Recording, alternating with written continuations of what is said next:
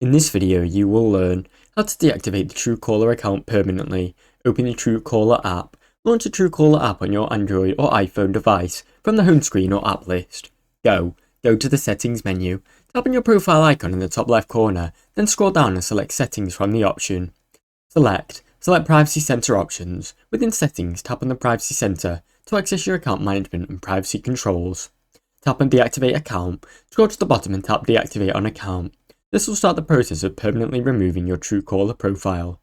Confirm deactivation. You'll be asked to confirm, selecting yes or deactivate to proceed. Your account and all associated data will be deleted from the Truecaller servers. Optionally, you can also uninstall the app. After deactivating, you can uninstall Truecaller from your phone to complete the process and free up storage space. Now you know how to deactivate Truecaller account permanently. Thanks for watching. Don't forget to like and subscribe.